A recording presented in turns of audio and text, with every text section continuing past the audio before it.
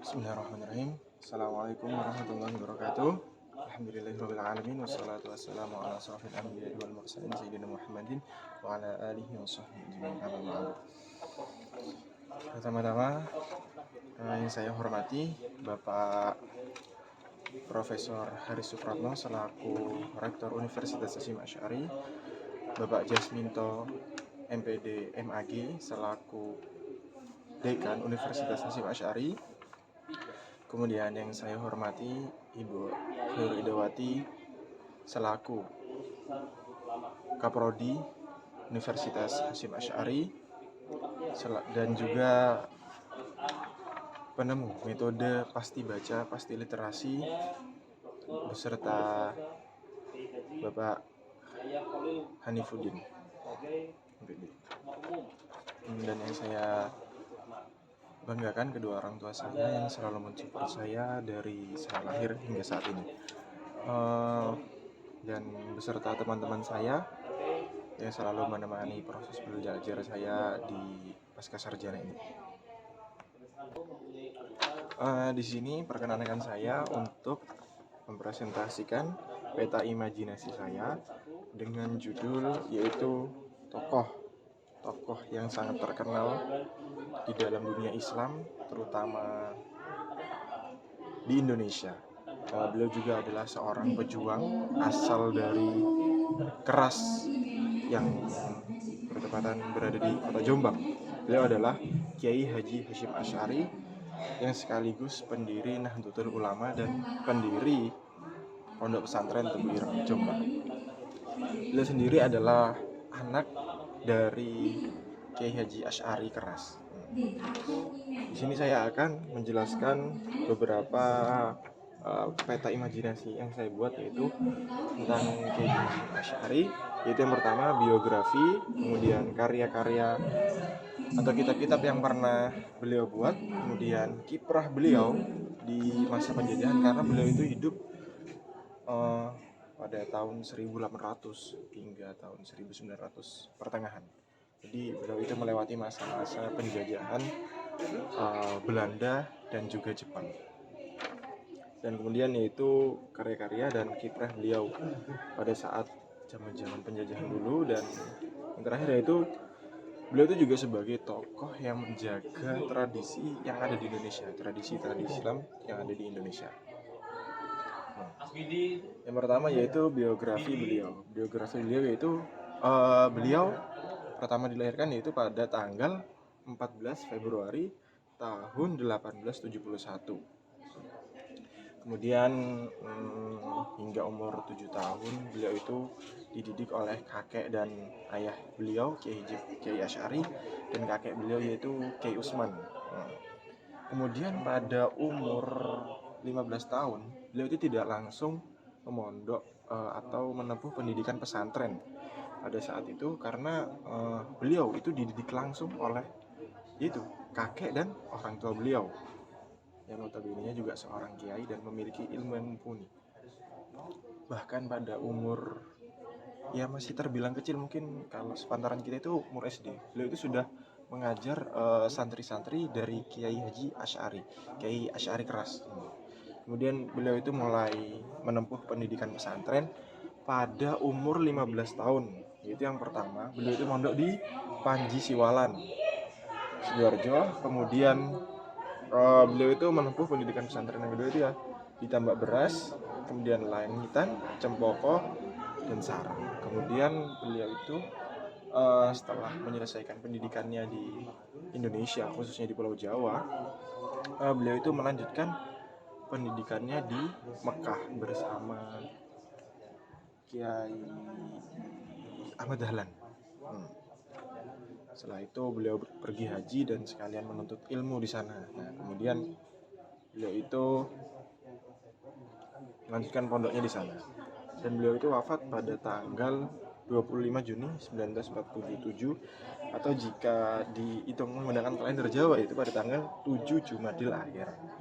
Nah, kemudian setelah beliau itu pulang dari pendidikannya di Mekah, setelah menuntut ilmu, beliau itu banyak mengarang sebuah karya-karya yang berupa kitab kuning. Karya-karya tersebut yaitu yang pertama, ini ada 7 sebenarnya, ada banyak dari karya beliau itu, cuma saya merangkum menjadi 7 karya yang saya tulis di sini. Itu yang pertama At-Tibyan, kitab yang berbicara tentang silaturahmi. Kemudian Qanun Asasi, yaitu tentang landasan pokok untuk Nahdlatul Ulama. Yang kedua Mawaid, itu tentang peringatan dan fatwa kepada masyarakat umum. Yang keempat yaitu Risalah fi Takkid, yaitu tentang kitab yang membahas tentang penguatan mazhab 4 yang digunakan di Nahdlatul Ulama. Kemudian yang kelima itu Risalah Ahlussunnah wal Jamaah. Ini menjelaskan tentang sunnah-sunnah apa saja yang pernah dilakukan oleh Nabi Muhammad SAW dan bid'ah-bid'ah yang masih mungkin banyak dilakukan pada masyarakat sekarang ini. Kemudian Dalaul Misbah, yaitu cahaya benderang. Cahaya benderang di sini maksudnya ialah kitab yang menerangkan tentang hukum-hukum nikah di dalamnya. Jadi ketika ada seorang santri yang telah menyelesaikan pendidikan pesantrennya, nah di sini Mbah Hasyim itu mengarang sebuah kitab agar para santri-santri tadi itu tidak kebingungan tentang hukum-hukum apa saja, peraturan-peraturan apa saja, kaidah apa saja yang diharuskan untuk santri yang telah selesai menempuh pendidikan pesantrennya dan ingin melanjutkan ke jenjang selanjutnya, itu pernikahan sesuai apa yang diajarkan Nabi Muhammad SAW. Kemudian yang ketujuh itu ya tentang An-Nur Mubin, yaitu tentang cahaya Rasul. Nah selanjutnya saya di sini akan menjelaskan tentang kiprah Kiai Haji Hasyim Asy'ari. Itu kiprah beliau itu pernah mengembangkan sebuah laskar Hizbullah dan Sabilillah. Dibentuknya laskar ini adalah sebagai wujud pertentangan para santri dan sebuah wadah untuk para santri dalam melawan para penjajah. Karena penggemblengan ini dilakukan untuk melawan para penjajah pasca kemerdekaan, yaitu pada tahun 45 di bulan 10 November. 10 November itu terbilang baru setelah pasca kemerdekaan, yaitu 2 bulan, karena kemerdekaan kita pada tanggal 17 Agustus dan 2 bulan kemudian terjadi pemberontakan di Surabaya pada tanggal 10 November. Oleh karena itu kenapa 10 November itu dijadikan sebagai hari penting dalam Indonesia. Kemudian membentuk sebuah resolusi jihad yang didirikan oleh Mbah Hasyim pada tanggal 22 Oktober pada tahun 45. Nah, karena resolusi jihad ini sebuah bentuk perlawanan terhadap para penjajah juga yang dilakukan oleh para santri. Oleh karena itu bahwa Mbah Hasyim mengeluarkan sebuah fatwa, yaitu resolusi berjihad, jihad fisabilillah, untuk mempertahankan sebuah negara, tahta, wilayah dan harga diri, untuk mengusir para penjajah dan untuk mempersatukan bangsa negara dan agar Indonesia ini tetap menjadi negara yang aman, nyaman dan merdeka. Kemudian Mbah Hasyim itu juga mendirikan sebuah pondok pesantren yang terletak di Cukir sekarang, yaitu yang masyhur yaitu Pondok Tebu Ireng Jombang, didirikan pada tahun 1899. Kemudian pada tahun 1926 Mbah Hasyim juga mendirikan sebuah organisasi wadah bagi para muslim yang menganut mazhab Ahlussunnah wal Jamaah, yaitu Mbah Hasyim mendirikan sebuah organisasi yang bernama Nahdlatul Ulama atau perkumpulan para ulama. Beliau juga dibantu oleh Kiai Wahab dan kiai-kiai lainnya untuk mendirikan organisasi ini. Kemudian dari organisasi yang telah didirikan Mbah Hasyim itu Nahdlatul Ulama tadi, Mbah Hasyim itu juga merangkul tradisi-tradisi yang ada di Jawa seperti tahlilan, tibaan, ziarah kubur, istighosa, dan masih banyak sebenarnya. Tahlilan yaitu sebuah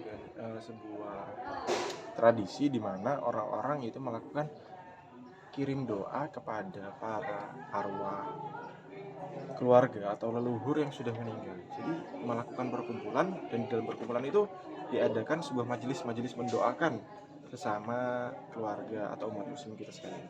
Kemudian dibaan itu adalah sebuah perkumpulan majelis sholawat di mana di dalamnya itu membacakan sebuah maulid yang dinamakan Maulid Ad-Dibai. Oleh karena itu nama tradisi tersebut dinamakan Maulid Diba. Biasanya di Pulau Jawa itu tradisi dibaan ini dilakukan setiap malam Jumat, kalau tidak malam Senin, untuk membacakan sholawat kepada Kanjeng Nabi Muhammad SAW.